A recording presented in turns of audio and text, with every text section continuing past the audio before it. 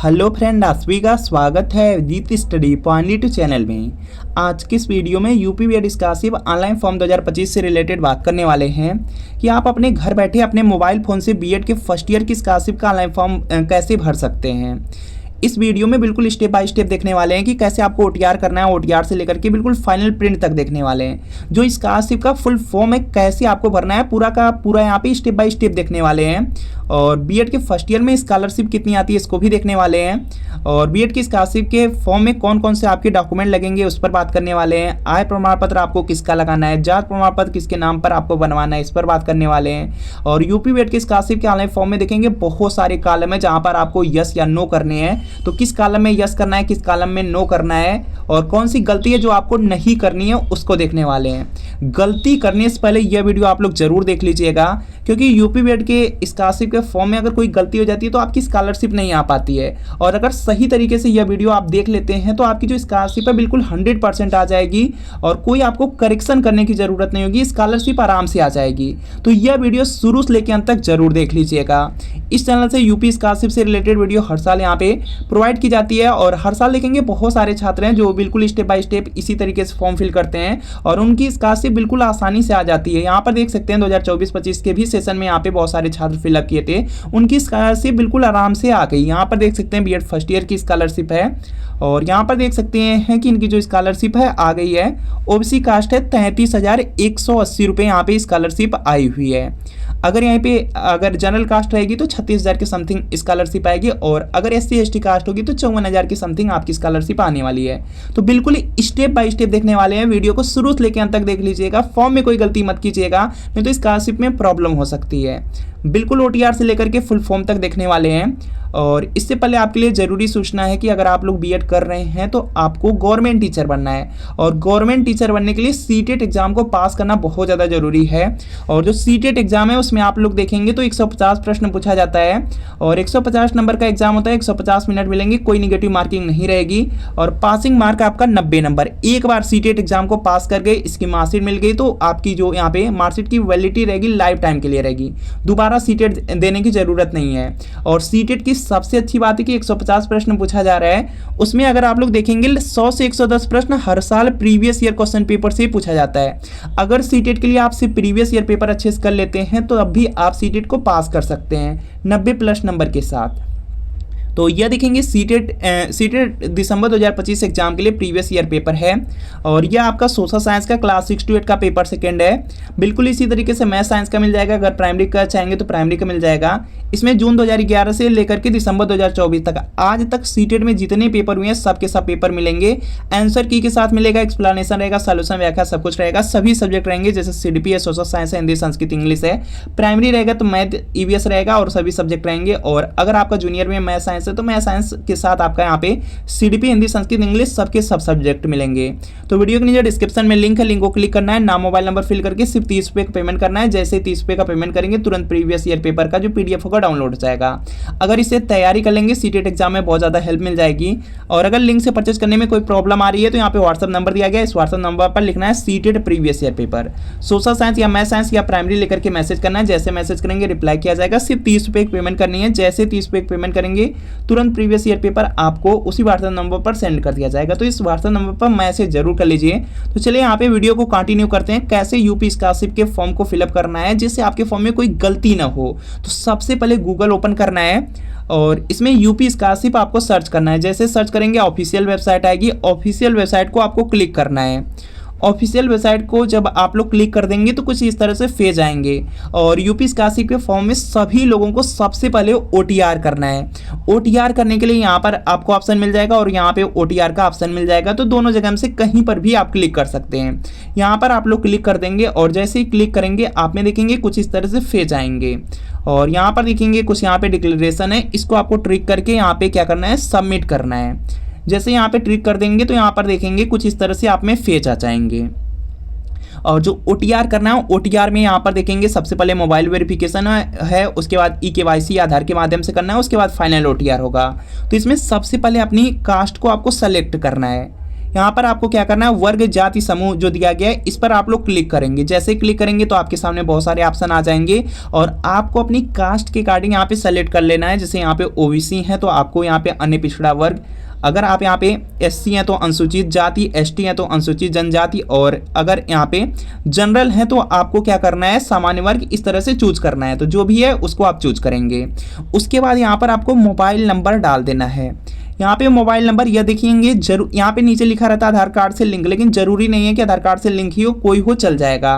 लेकिन अगर आपके पास आधार कार्ड वाला है तो वही डाल दीजिएगा। और यहाँ पे आप मोबाइल नंबर डालेंगे, कैप्चा कोड दिया रहेगा, इस कैप्चा कोड को यहाँ पर फिलअप करेंगे और जनरेट ओटीपी पर क्लिक कर देंगे।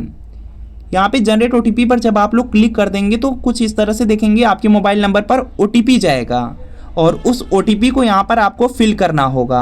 यहाँ पर फिल करेंगे, कैप्चा कोड जो दिया गया ऊपर उसको डाल करके फिर से वेरीफाई ओटीपी कर देंगे और जो आपका मोबाइल वेरिफिकेशन है सक्सेसफुली हो जाएगा। और यहाँ पर देखेंगे कुछ ग्रीन इस तरह से बन जाएगा।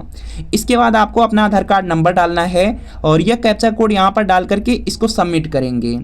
आधार कार्ड नंबर डालने के बाद देखेंगे जो भी आपका आधार कार्ड नंबर होगा उसके लिए यहाँ पे फिर से आपको क्या करना है, यहाँ पे आधार कार्ड की जो डिटेल्स है इस तरह से आ जाएगी जब आधार कार्ड नंबर डालेंगे। तो इसमें देखेंगे आपको ऑप्शन मिल जाएगा यहाँ पे वेरीफाई ई-केवाईसी डिटेल्स का। तो यहाँ पर अपनी जो डिटेल्स है उसको एक बार चेक कर लेंगे और वेरीफाई ई-केवाईसी डिटेल्स पर क्लिक करेंगे। जैसे इस पर आप लोग क्लिक करेंगे तो देखेंगे कुछ इस तरह से आपका जो आधार कार्ड नंबर है जिस मोबाइल नंबर से लिंक रहेगा उस पर ओटीपी जाएगी।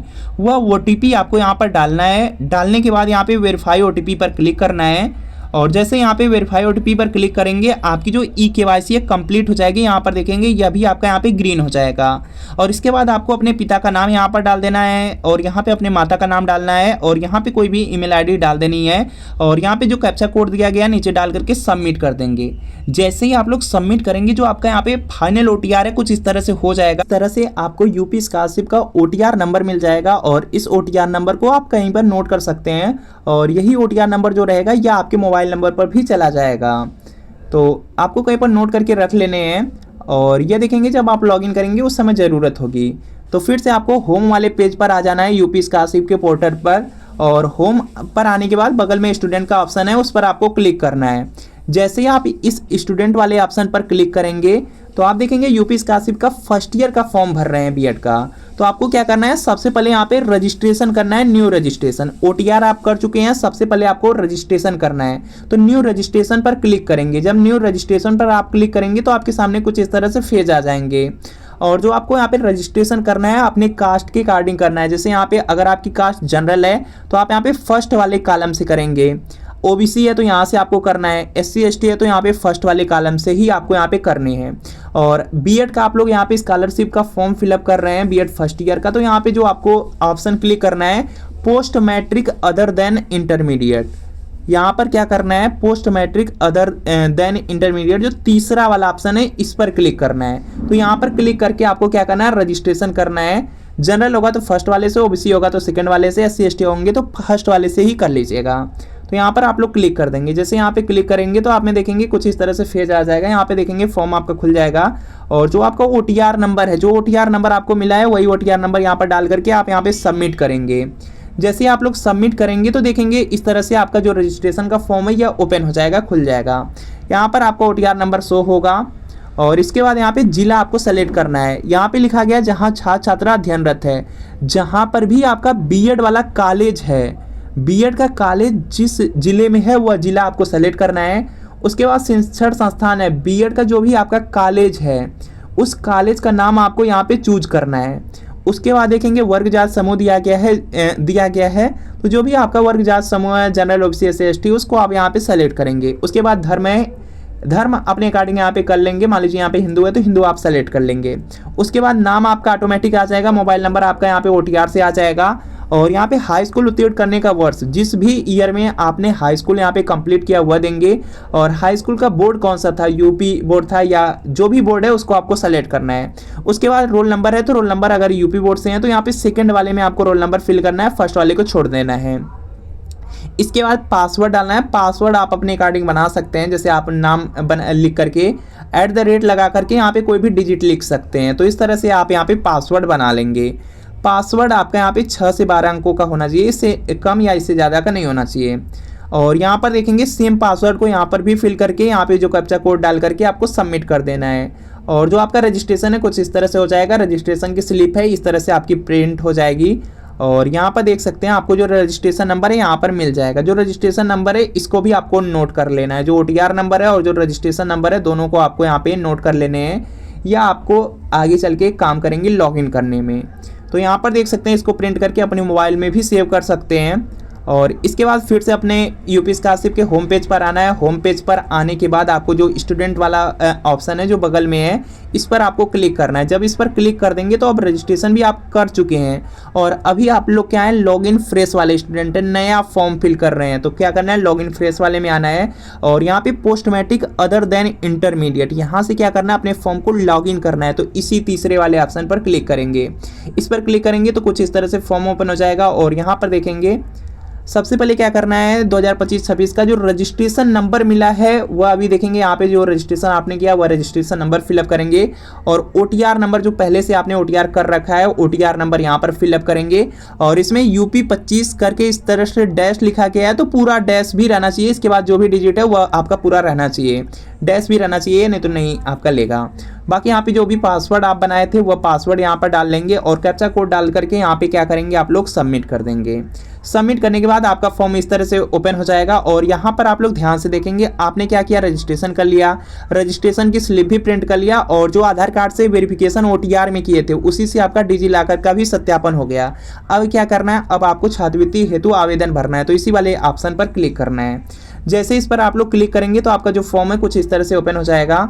और यहाँ इसके बाद देखेंगे फॉर्म आपका इस तरह से ओपन हो जाएगा और इसमें देखेंगे रजिस्ट्रेशन कंप्लीट हो चुका है। अब शैक्षणिक वाली डिटेल खुल जाएगी, शैक्षणिक विवरण आपसे पूछा जाएगा। तो इसमें सबसे पहले आपको ऑप्शन मिल जाएगा पाठ्यक्रम का प्रकार मिल जाएगा। पाठ्यक्रम के प्रकार में देखेंगे दो ऑप्शन आपको मिलेंगे, एक मिलेगा नियमित मिलेगा, दूसरा आपका मिलेगा स्ववित्त पोषित मिलेगा। जो नियमित आपका यहाँ पे रहता है यह सरकारी कॉलेज के लिए है। जो भी छात्र सरकारी कॉलेज से बीएड कर रहे हैं उनको नियमित सेलेक्ट करना है। जो भी छात्र प्राइवेट कॉलेज से बीएड कर रहे हैं उनको स्ववित्त पोषित यहाँ पे सेलेक्ट करना है। यह पॉइंट याद रखेंगे, यहाँ पे कोई गलती आपको नहीं करनी है। अगर प्राइवेट से कर रहे हैं स्ववित्त पोषित ही आपको सेलेक्ट करना है। और इसके बाद पाठ्यक्रम का नाम दिया गया है तो यहाँ पे आपको बीएड आप कर रहे हैं तो बैचलर ऑफ एजुकेशन आपको सेलेक्ट करना है। वर्तमान पाठ्यक्रम का ब्रांच का नाम बैचलर ऑफ एजुकेशन यहाँ पर भी सिलेक्ट करेंगे, दोनों जगह सेम सेलेक्ट करना है। पाठ्यक्रम का वर्ष एवं अवधि, जो बीएड का कोर्स है 2 साल का होता है, आप पहली साल में हैं तो इसलिए यहाँ पे पहला आपको सेलेक्ट करना है। इसके बाद पाठ्यक्रम की पात्रता दिया गया, जो बीएड का कोर्स होता है वह आपका ग्रेजुएशन बेस पर है तो यहाँ पे क्या करना है स्नातक आपको सेलेक्ट कर लेना है। और स्नातक सेलेक्ट करने के बाद यहाँ पे आप पूछा जाएगा कि स्नातक में आपने कौन सा कोर्स किया। अगर बीए किए हैं तो बीए लिख दीजिएगा, बीएससी किए हैं तो इस तरह से आपको बीएससी लिख देना है।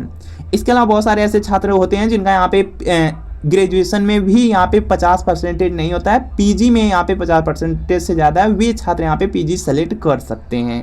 बाकी सभी को यहाँ पे क्या करना है स्नातक ही सेलेक्ट करना है।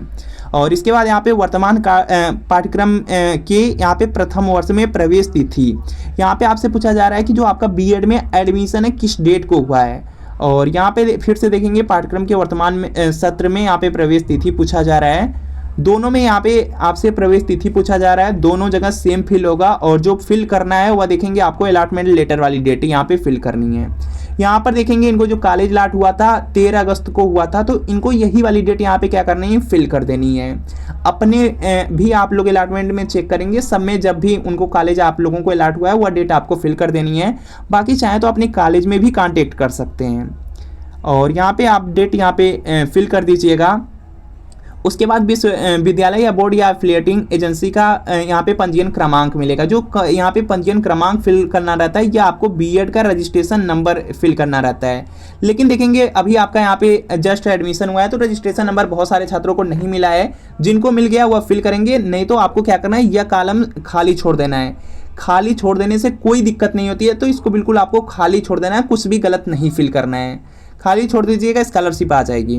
बाकी यहाँ पर देखेंगे आपसे यहाँ पे ऑप्शन पूछ रहा है आवासीय या दिवा छात्र। अगर आप हॉस्टल लेकर के रह रहे हैं और जो हॉस्टल मिला है कॉलेज से मिला है तब आपको आवासीय छात्र करना, अदरवाइज सभी छात्रों को क्या करना है दिवा छात्र पर।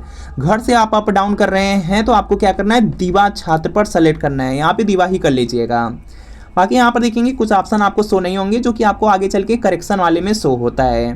तो इसके बाद सीधा आप लोग आएंगे हाई स्कूल वाली डिटेल पे। हाई स्कूल में यहाँ पे हाई स्कूल किस ईयर में कंप्लीट हुआ है, पूर्णांक कितना था, और अगर यूपी बोर्ड होगा तो उसमें देखेंगे 600 पूर्णांक रहता है, और प्राप्तांक आपका यहाँ पे कितना है यह फिलअप करेंगे, परसेंटेज आपका आ जाएगा। और यहाँ पे किस बोर्ड से हैं, यूपी बोर्ड से हैं, तो इस तरह से आप लोग यूपी बोर्ड लिख सकते हैं। और जो भी बोर्ड हो अपने अकॉर्डिंग कर लीजिएगा। इंटरमीडिएट को भी इसी तरीके से सेलेक्ट करना है और स्नातक को भी इसी तरीके से आपको सेलेक्ट करना है। स्नातक में आप सेलेक्ट कर लेंगे और यहाँ पर देखेंगे किस ईयर में आपने पास किया, बस वही सेलेक्ट करना है। बाकी यहाँ पे पूर्णांक कितना था, प्राप्तांक कितना था, परसेंटेज कितना था और किस यूनिवर्सिटी से है वह आपको यहाँ पे सेलेक्ट कर लेना है। ग्रेजुएशन शॉर्ट फॉर्म में लिखेंगे तो भी कोई दिक्कत नहीं होती है, आराम से इसको कर लीजिएगा। करने के बाद आपको क्या करना है, यहाँ पे कैप्चा कोड डाल करके यहाँ पे सबमिट कर देना है और यहाँ पे सबमिट कर देंगे आप लोग। अगर आप लोगों ने पीजी कर रखा है तो पीजी वाली भी डिटेल यहाँ पे आप मेंशन कर सकते हैं, अदरवाइज आपको सबमिट करने हैं कैप्चा कोड डाल करके। और इसके बाद देखेंगे सीधा आप लोग इस वाले ऑप्शन पर आ जाएंगे। शैक्षणिक विवरण के बाद आप आ जाएंगे निजी विवरण में। निजी विवरण में आपको अभी कुछ भी फिल नहीं करना है, सीधा आपको यहाँ पे जो ऑप्शन मिल रहे हैं, अगर कोई आपके पास विकलांगता है तब आप यस कर सकते हैं, अदरवाइज इसमें कुछ भी नहीं करना है। जो राशन कार्ड संख्या है, अगर आपके पास राशन कार्ड संख्या है तो यहाँ पे डाल करके कैप्चा कोड डाल करके अपडेट कर सकते हैं, इसको सेव कर सकते हैं। अगर राशन कार्ड संख्या नहीं है तो यहाँ पे कुछ भी फिल करने की ज़रूरत नहीं है। राशन कार्ड बहुत ज़्यादा ज़रूरी नहीं होता है तो फिल कर दीजिए, नहीं है तो आपको क्या करना है, इसको खाली छोड़ देना है। इसके बाद देखेंगे नेक्स्ट ऑप्शन आ जाता है शुल्क संबंधित विवरण आ जाता है और यहाँ पे शुल्क संबंधित जो विवरण होता है, जैसे जो प्राइवेट कॉलेज होते हैं उसमें देखेंगे जो फीस यहाँ पे फिलअप कराई जाती है 51,250 रुपये। लेकिन जो फीस होती है अपने कॉलेज में आप लोग पता कर लीजिएगा, जो कॉलेज वाले बोलेंगे वही फीस आपको यहाँ पर फिलअप करनी है और यहाँ पे कैप्चा कोड डाल करके अपडेट आपको कर देना है। अगर सरकारी कॉलेज होगा तो उसमें फीस आपकी जो अलॉटमेंट लेटर होता है उस पर लिखी रहती है, बाकी अपने कॉलेज से आप कंफर्म करके लिखेंगे। और जो यहाँ पे फीस देखिए आपको बताई जा रही है, यहाँ पर आप लोग देख सकते हैं, जैसे यहाँ पे 51,250 लिखा गया टोटल कॉलेज फीस, तो यही फिल करना रहता है। बाकी अपने कॉलेज में आप लोग कॉन्टेक्ट कर सकते हैं, कॉलेज जो बोले वही आपको करना है क्योंकि फॉरवर्ड वही लोग करते हैं। और इसके बाद देखेंगे यहाँ पे इतना करने के बाद आपको क्या करना है, सेव करना है। सेव करेंगे तो आपका जो फॉर्म है इस तरह से लिख करके आ जाएगा कि आपका जो फॉर्म है सफलतापूर्वक भर दिया गया है। उसके बाद आपको क्या करना है, यहाँ पर देखेंगे यहाँ पर देखेंगे जो आपके ऑप्शन है, जैसे यहाँ पे रजिस्ट्रेशन हो गया, स्लिप प्रिंट हो गई, डिजी लॉकर हो गया। उसके बाद यहाँ पे आपने फॉर्म भी फिल कर लिया और जो फोटो है ऑटोमेटिक यहाँ पे आधार वाली आ गई और इसके बाद यहाँ पे जो आधार नंबर था वह भी प्रमाणीकरण हो चुका है। तो इसके बाद क्या करना है, आय जात का प्रमाणीकरण करना रहता है, लेकिन उससे पहले आप आवेदन पत्र को संशोधित कर सकते हैं। इसको या तो आय जात को प्रमाणीकरण कर लीजिए उसके बाद करिए, या तो पहले भी कर सकते हैं, कोई दिक्कत नहीं है। यहाँ पे करेक्शन करना जरूरी है क्योंकि कुछ डिटेल होती हैं जो छूट जाती हैं। तो यहाँ पे आवेदन पत्र को संशोधित करिए, इस पर आपको क्लिक करना है। इस पर क्लिक करेंगे तो रजिस्ट्रेशन वाली जो डिटेल है इस तरह से आ जाएगी। आपको क्या करना है, यहाँ पे जो दूसरा वाला शैक्षणिक वाला विवरण है इस पर क्लिक करना है। इस पर जब आप लोग क्लिक करेंगे तो कुछ कॉलम होते हैं जो बढ़ जाते हैं, जैसे यहाँ पर देखेंगे यह तो आपका फिल रहेगा, नियमित फिल है, आपने पहले ही फिल कर लिया है। बैचलर ऑफ एजुकेशन आपने पहले ही फिल कर लिया था और इसको भी आपने पहले ही फिल कर लिया था। पाठ्यक्रम का जो वर्ष अवधि था आपने पहले ही फिल कर लिया था। लेकिन यहाँ पे कुछ ऑप्शन है, जिससे यहाँ पे पूछा जाएगा क्या प्रवेश लेटरल एंट्री के आधार पर है, तो यहाँ पे सभी लोगों को क्या करना है, नो करना है। यहाँ पे गलती मत करिएगा। आवासीय दिवा छात्र आपने पहले ही सेलेक्ट कर लिया था, दिवा छात्र, इसको भी छोड़ देना है।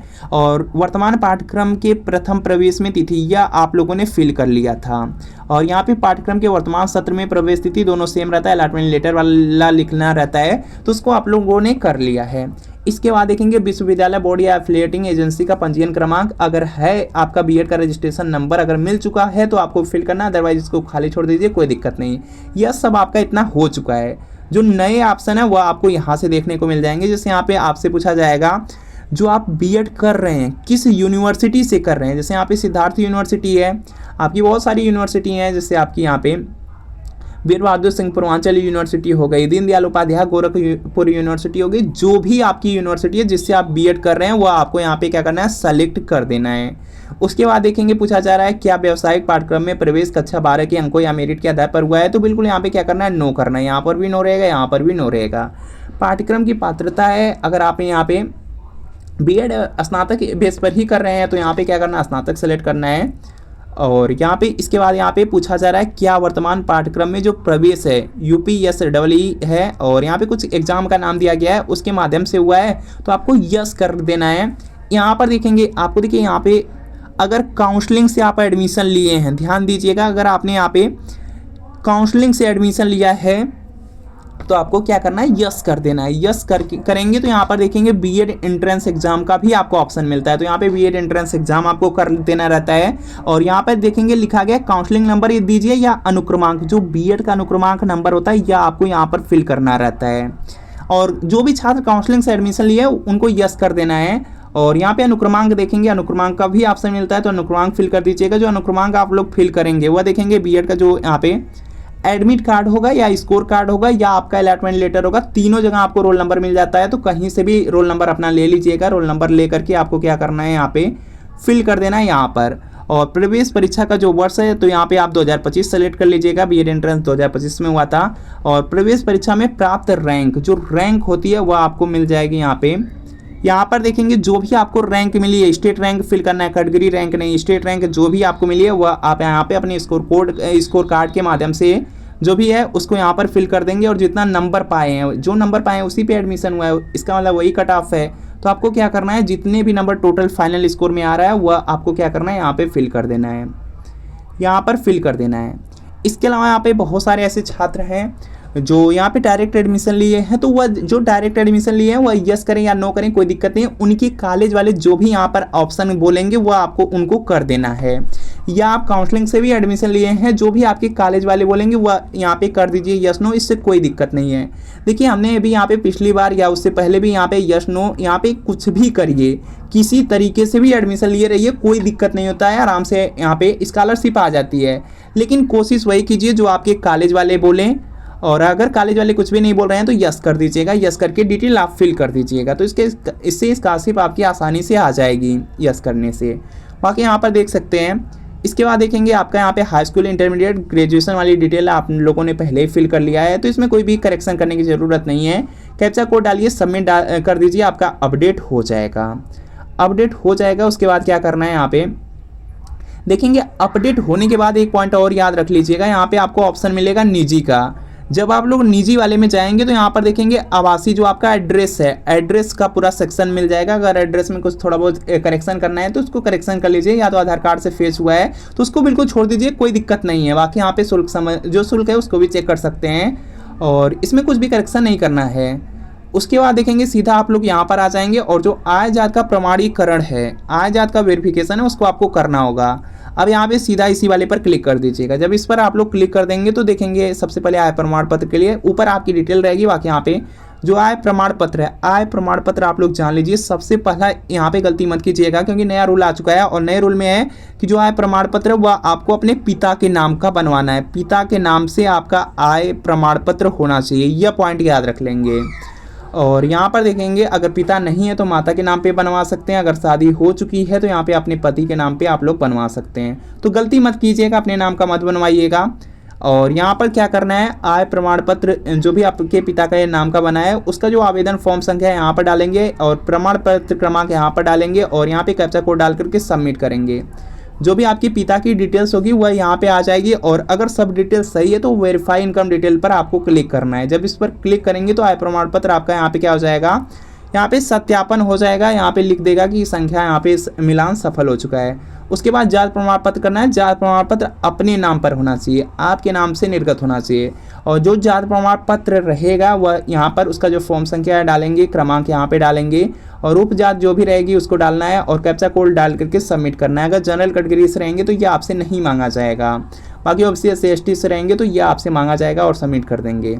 और सबमिट करने के बाद देखेंगे यहाँ पे आपकी जो डिटेल है जात प्रमाण पत्र से यहाँ पे फेच हो जाती है, और वेरीफाई कास्ट डिटेल पे कर लेंगे अगर सही होगा तो। यहाँ पे करने के बाद आपका यह भी कंप्लीट हो जाएगा। यहाँ पर देखेंगे आय एवं जात प्रमाणीकरण हेतु यह भी कंप्लीट हो चुका, और यहाँ पे जो हाई स्कूल रोल नंबर प्रमाणीकरण हेतु था यह भी ऑटोमेटिक आपका यहाँ पे क्या हुआ, यहाँ पर देखेंगे ट्रिक हो चुका है। इसके बाद क्या करना है, जांच हेतु आवेदन प्रिंट करें, इसी पर क्लिक करना है।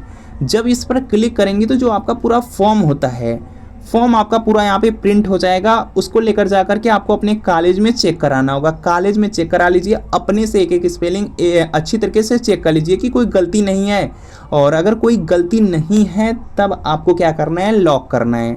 एक बार कॉलेज में जाकर के सभी ऑप्शन को चेक करा लीजिए, जैसे फीस हो गया या जो भी उसमें ऑप्शन आ रहे हैं उसको चेक करा सकते हैं। और सब कुछ जब सही रहे उसके बाद क्या करना है यहाँ पे जांच हेतु आवेदन प्रिंट भी आपका ट्रिक हो चुका है। उसके बाद यहाँ पे जो फाइनल सबमिट होता है इस पर क्लिक करना होता है। जब इस पर आप क्लिक कर देंगे तो यहाँ पे आपका यहाँ पे 2 से 3 दिन का समय लगता है और जो फाइनल प्रिंट होता है वह आ जाता है और संस्था में जमा करने हेतु जो आवेदन प्रिंट निकलता है वही आपको लेकर जा करके कॉलेज में सबमिट कर देना होता है और जो आपका फॉर्म है सक्सेसफुली कंप्लीट हो जाएगा। और इसमें यहाँ पे जो गत वर्ष की डिटेल होती है, जैसे यहाँ पे जो स्नातक की डिटेल होती है वह पिछले साल वाली डिटेल वह आपसे नहीं मांगी जा रही है फॉर्म में, यह पॉइंट याद रख लेंगे।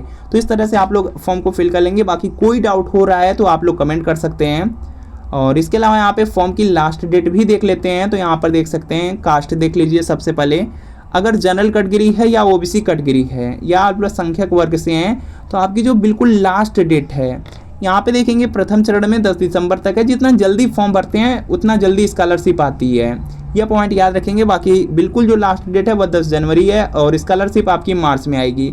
अगर आप यहाँ पे दिसंबर में ही फॉर्म फिल कर देंगे तो जनवरी में आपकी स्कॉलरशिप आ जाएगी। इसी तरीके से SC ST के छात्रों का देख सकते हैं, जितनी जल्दी स्कॉलरशिप भरेंगे उतनी जल्दी स्कॉलरशिप आपकी आएगी। और बिल्कुल जो लास्ट डेट है वह आपकी 16 अप्रैल तक चलने वाली है और जून में आपकी स्कॉलरशिप आएगी। जितना जल्दी भरेंगे उतना जल्दी आ जाएगी। बाकी देखेंगे अगर आप यहाँ पे बीएड कर रहे हैं तो आपको यूपी टेट और सीटेट एग्ज़ाम को पास करना बिल्कुल कंपलसरी है।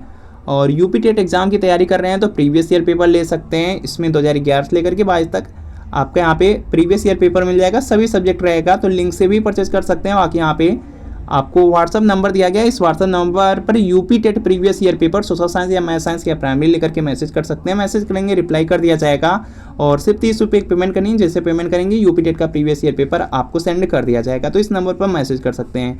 बाकी अगर सीटेट एग्जाम का फॉर्म फिल कर रहे हैं तो सीटेट एग्जाम की भी तैयारी कर सकते हैं। सीटेट एग्जाम में आपको बता दिया गया है 150 में देखेंगे लगभग 100 से 110 प्रश्न आपका इसी प्रीवियस ईयर पेपर से ही रिपीट होता है। तो ये सीटेट दिसंबर 2025 के लिए प्रीवियस ईयर पेपर है। ये सोशल साइंस का क्लास 6 का पेपर सेकंड है। बिल्कुल इसी तरीके से मैथ साइंस का मिल जाएगा। अगर प्राइमरी का चाहेंगे प्राइमरी का मिल जाएगा और इसमें आंसर की के साथ रहेगा एक्सप्लेनेशन, सॉल्यूशन, व्याख्या सब कुछ रहेगा। सभी सब्जेक्ट रहेंगे जैसे सीडबी, social science, Hindi, Sanskrit, English, math science, EVS सब के सब सब्जेक्ट आपके रहने वाले हैं। तो वीडियो के नीचे डिस्क्रिप्शन में लिंक है, लिंक को क्लिक कीजिए। नाम मोबाइल नंबर फिल करके सिर्फ 30 रुपये का पेमेंट करना है। जैसे 30 रुपये का पेमेंट करेंगे तुरंत प्रीवियस ईयर पेपर का जो PDF होगा डाउनलोड हो जाएगा।